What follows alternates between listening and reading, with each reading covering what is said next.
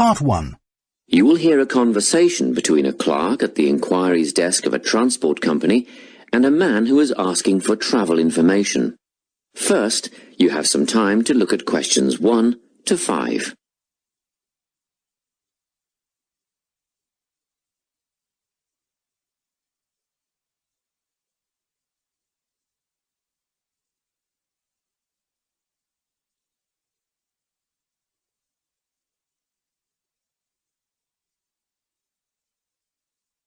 Listen carefully and answer questions 1 to 5. Good morning, Travel Link. How can I help you? Good morning.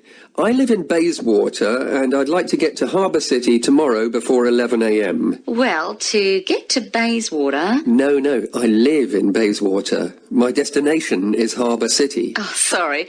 Right, so that's Bayswater to Harbour City. Are you planning to travel by bus or train? I don't mind, really. Whichever option is faster, I suppose. Well, if you catch a railway express, that'll get you there in under an hour. Let's see. Yes, if you can make the 9:30 a.m. express, I'd recommend you do that. Great. Which station does that leave from? Helendale is the nearest train station to you. Did you say Helensvale? No, Helendale. That's Helendale. What's the best way to get to the Helendale station, then? Well, hang on a minute while I look into that. Now, it seems to me that you have two options. Option 1 would be to take the 7:06 bus from the Bayswater Shopping Centre to Central Street. When you get there, you transfer to another bus which will take you to the station.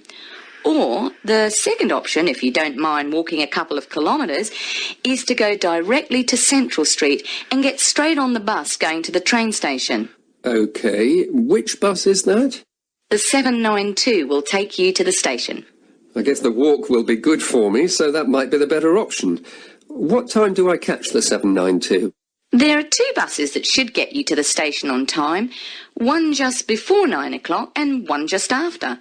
But look, at that time of the morning, it might be better to take the earlier one, just in case there's a traffic jam or something. The 8:55 is probably safer than the 9:05.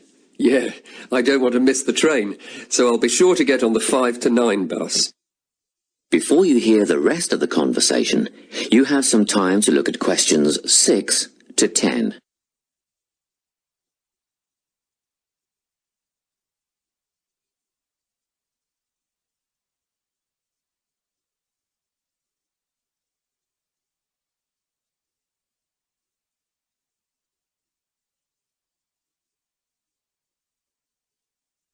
Now listen and answer questions 6 to 10.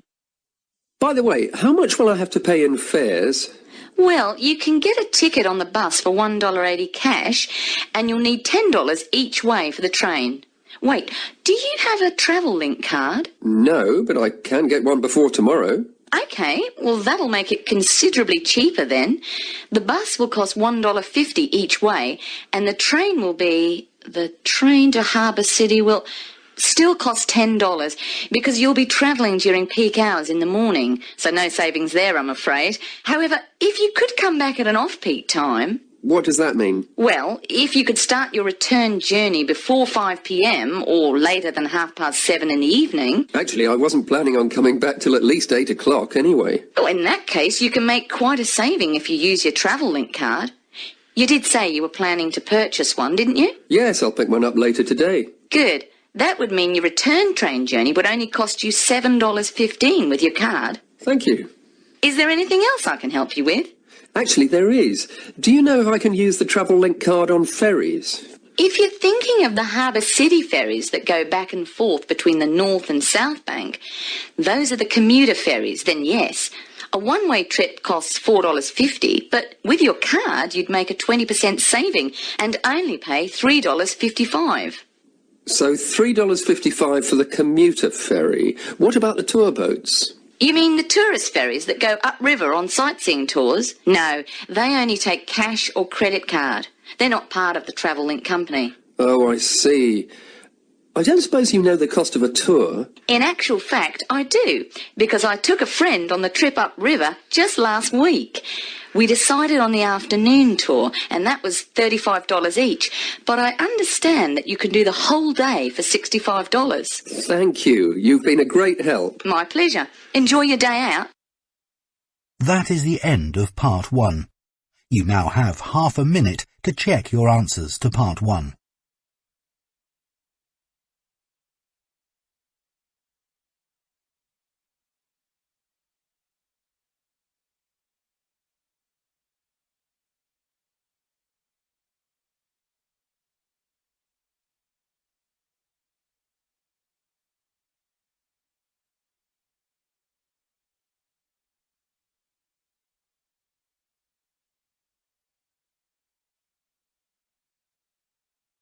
Part 2. You will hear a guidance counsellor talking to a group of students. First, you have some time to look at questions 11 to 14.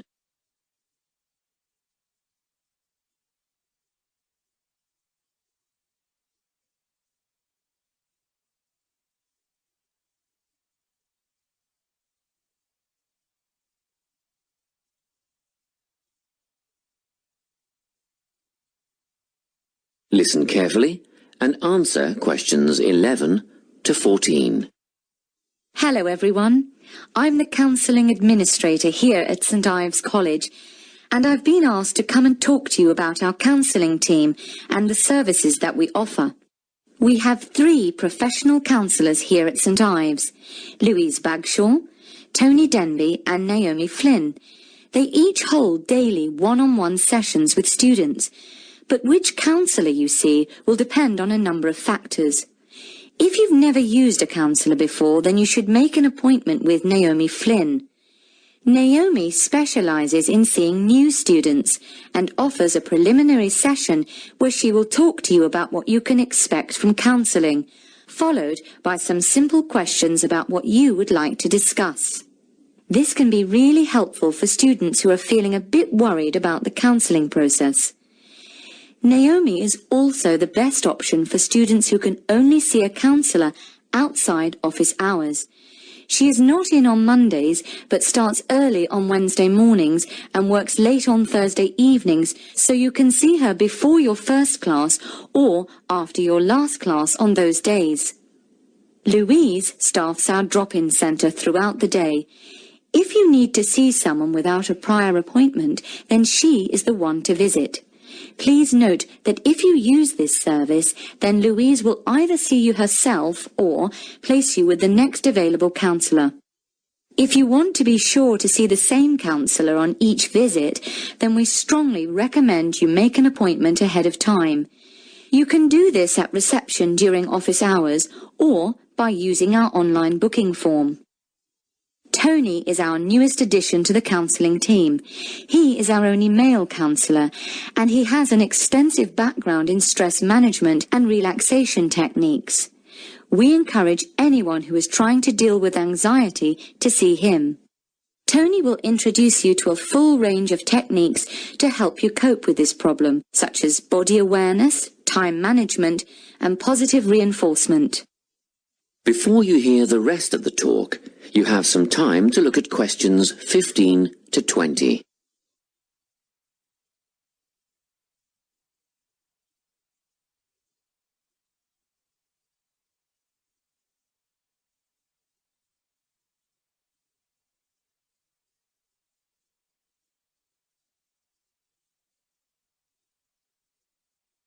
Now listen and answer questions 15 to 20. Each semester, the counselling team runs a number of small group workshops. These last for 2 hours and are free to all enrolled students. Our first workshop is called Adjusting. We've found that tertiary education can come as a big shock for some people. After the structured learning environment of school, it is easy to feel lost. In this workshop, we will introduce you to what is necessary for academic success. As you might expect, we're targeting first-year students with this offering. Getting organised follows on from the first workshop. Here, we're going to help you break the habit of putting things off, get the most out of your time, and discover the right balance between academic and recreational activities. With Getting Organised, we're catering to a broader crowd, which includes all undergraduates and postgraduates. Next up is a workshop called Communicating. The way people interact here may be quite different to what you're used to, especially if you've come from abroad. We'll cover an area that many foreign students struggle with, how to talk with teachers and other staff. We'll cover all aspects of multicultural communication. International students tend to get a lot out of this class, so we particularly encourage you to come along. But I must say that sometimes students from a local background find it helpful too, so everyone is welcome. The anxiety workshop is held later on in the year and deals with something you will all be familiar with, the nerves and anxiety that come when exams are approaching. Many students go through their entire academic careers suffering like this, but you don't have to. Come to this workshop and we'll teach you all about relaxation and how to breathe properly, as well as meditation and other strategies to remain calm. We've tailored this workshop to anyone who is going to sit exams. Finally, we have the motivation workshop.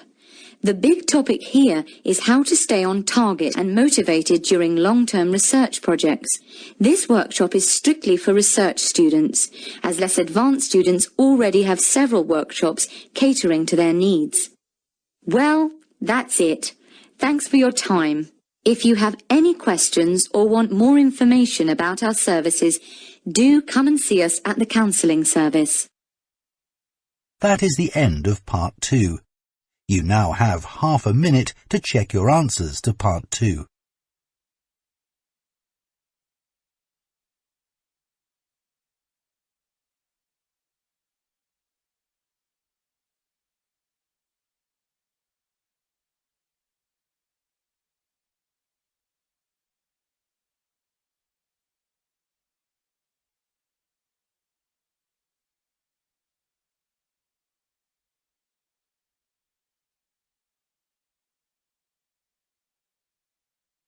Part 3.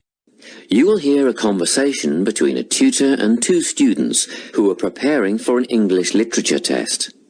First, you have some time to look at questions 21 to 24.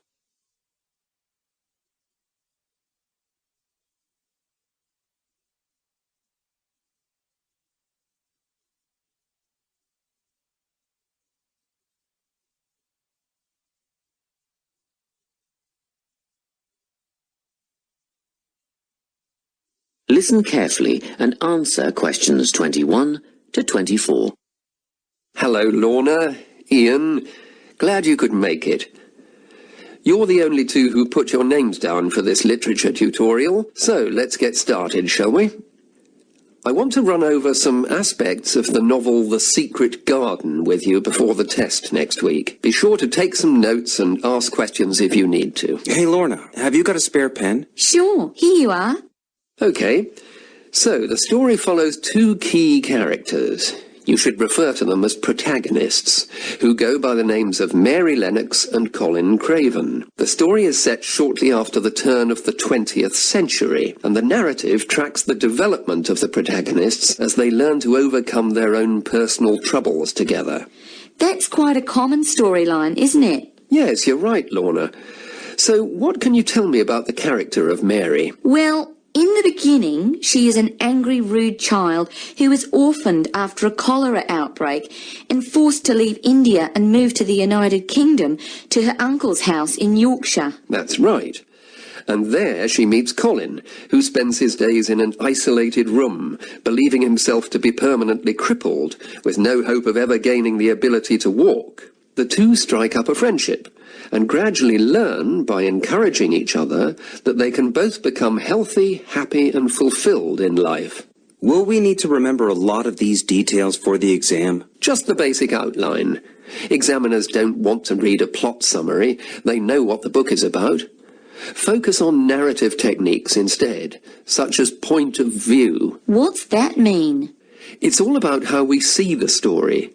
This story, for example, is written from the perspective of what is called an omniscient narrator. Omniscient means all-knowing. So, as readers, we get to see how all the characters feel about things, what they like and don't like, and what their motivations are in the story. Before you hear the rest of the conversation, you have some time to look at questions 25 to 30.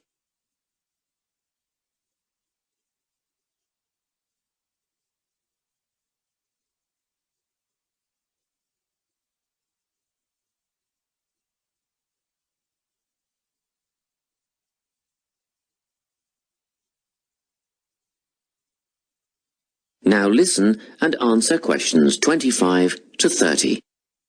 Won't it be hard to write a technical analysis? After all, it's a kid's book. Well, it was initially pitched at adults, you know. But over the years it has become seen as a more youth-orientated work.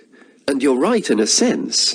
The simple vocabulary and absence of foreshadowing make the story very easy to follow and ideally suited for children. But that doesn't mean there isn't much to analyse. Look at the symbolism, for instance. Symbols are things, right? Material things like objects that stand for abstract ideas. Absolutely, yes. And the author uses many of them. There's the robin redbreast, for example, which symbolises the wise and gentle nature that Mary will soon adopt. Note that the robin is described as not at all like the birds in India. Roses are used as well, as a personal symbol for Mistress Craven. You'll see they're always mentioned alongside her name, and Mistress Craven's portrait can also be interpreted as a symbol of her spirit. Are symbols just another name for motifs? No, motifs are a bit different. They don't have as direct a connection with something the way that a symbol does. Motifs are simply recurring elements of the story that support the mood. Are there any in this novel? Yes, two very important ones. The Garden of Eden is a motif. It comes up a few times in connection with the garden of the story. And then you've got the role that secrets play in the story. In the beginning, everything is steeped in secrecy, and slowly the characters share their secrets, and in the process move from darkness to lightness, metaphorically, but also, in the case of Colin, quite literally. His room in the beginning has the curtains drawn, and he appears at the end in the brightness of the garden. Anything else we need to know about? Yes. Nearly all novels explore universal concepts that everyone has experienced. Things like love, family, loneliness, friendship. These are called themes. The Secret Garden has a few themes that all centre on the idea of connections. The novel explores, for example, the way that health can determine and be determined by our outlook on life. As Colin's health improves, so too do his perceptions of his strength and possibility. The author also examines the link between our environment and our physical and emotional prosperity. The dark, cramped rooms of the manor house stifle the development of our protagonists. The garden and natural environments allow them to blossom, just as the flowers do. Finally, this book looks at connections between individuals, namely Mary and Colin. This necessity of human companionship is the novel's most significant theme, because none of their development as individuals would have occurred without their knowing each other. Well, that about sums it up, I think. That's a great help, thanks. Yes, thanks very much. That is the end of part 3. You now have half a minute to check your answers to part 3.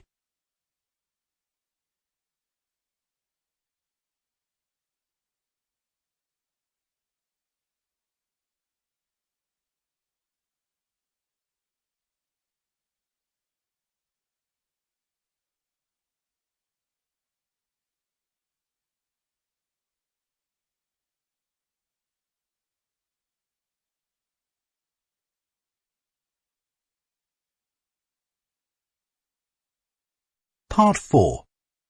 You will hear a talk on the topic of time perspectives. First, you have some time to look at questions 31 to 40.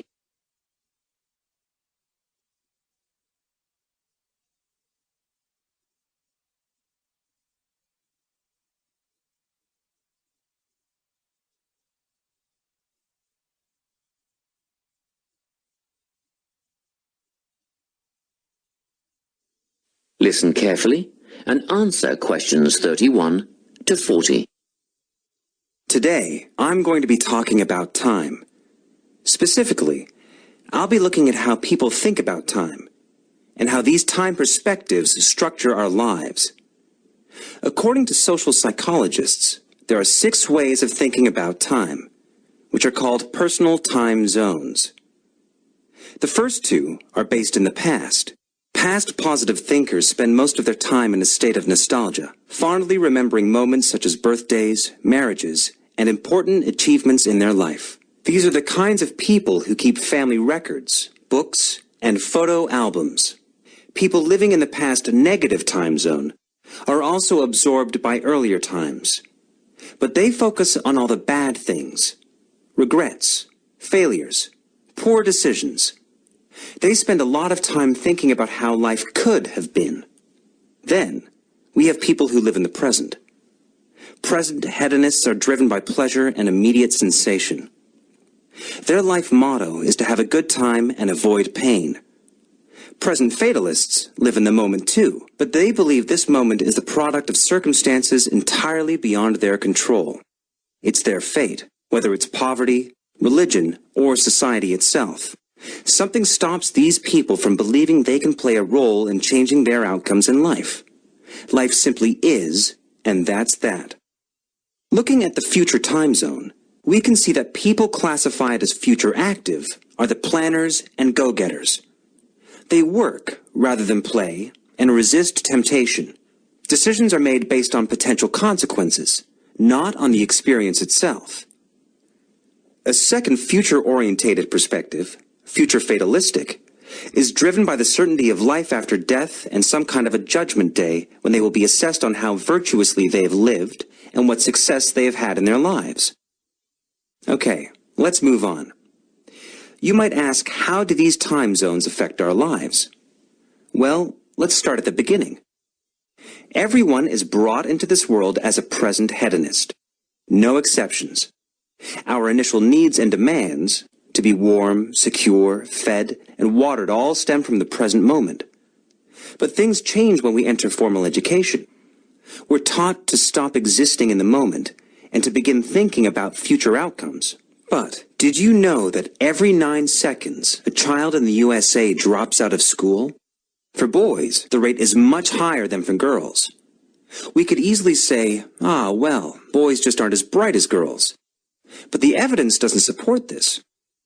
A recent study states that boys in America, by the age of 21, have spent 10,000 hours playing video games. The research suggests that they'll never fit in the traditional classroom, because these boys require a situation where they have the ability to manage their own learning environment. Now, let's look at the way we do prevention education. All prevention education is aimed at a future time zone. We say, don't smoke or you'll get cancer. Get good grades or you won't get a good job. But with present-orientated kids, that just doesn't work. Although they understand the potentially negative consequences of their actions, they persist with the behavior because they're not living for the future. They're in the moment right now.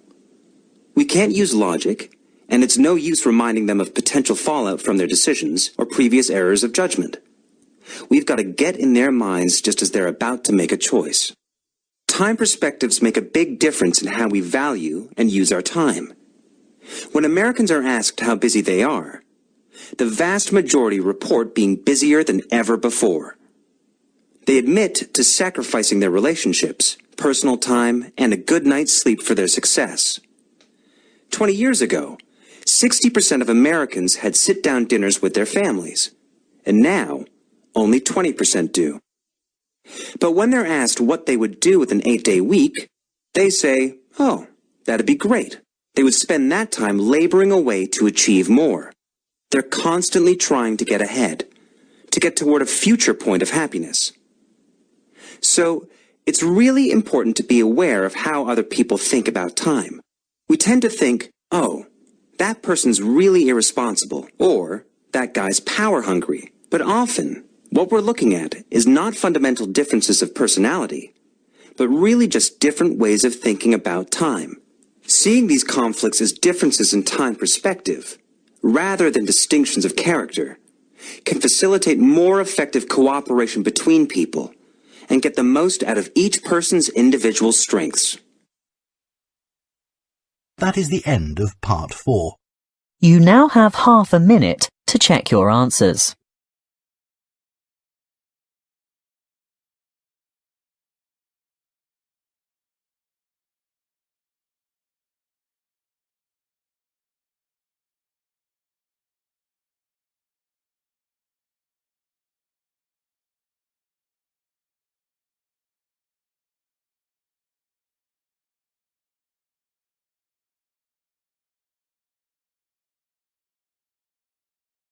That is the end of the listening test.